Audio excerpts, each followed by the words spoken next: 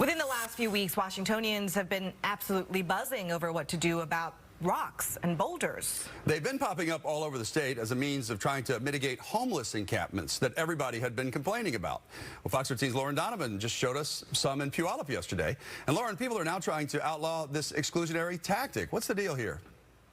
So seeing these obstructions, a group of outraged students were inspired to take action, and they were the ones that just proposed a piece of legislation. Now lawmakers in Olympia are considering it, and if passed into law, Senate Bill 6231 would put a stop to the rocks and boulders we're seeing popping up all over the place.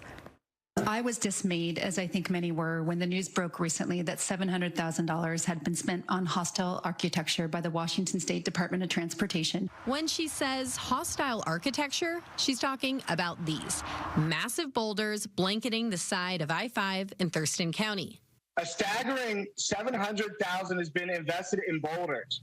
Come on, we're spending money on rocks when it could be housing people. It's not just the state right-of-ways. More rocks were dropped right outside a Puyallup Resource Center for the homeless, costing the city $7,000 taxpayer dollars. I do feel like it is what Washington's switching to. Online, the debate over the sanctity of these stones has got people in an absolute uproar. Critics argue use those funds to provide shelter. But supporters think this tactic is a game changer. They're saying, good, keep them rocks coming.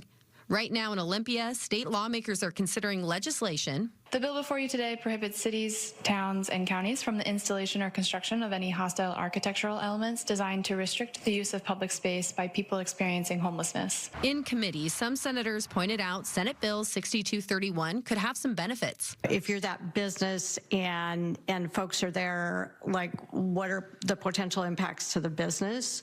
But low-income housing advocates argue not only does it squander funds, it's inhumane, and there's got to be another solution that gets to the root cause of the homelessness crisis. Instead of treating people like pigeons that you want to make disappear. It's a misuse of precious funds at a time when we have a severe shortage of homelessness services.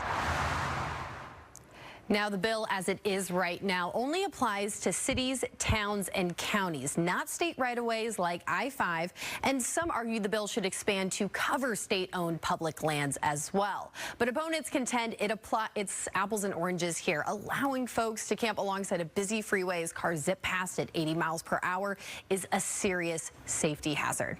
Back to you.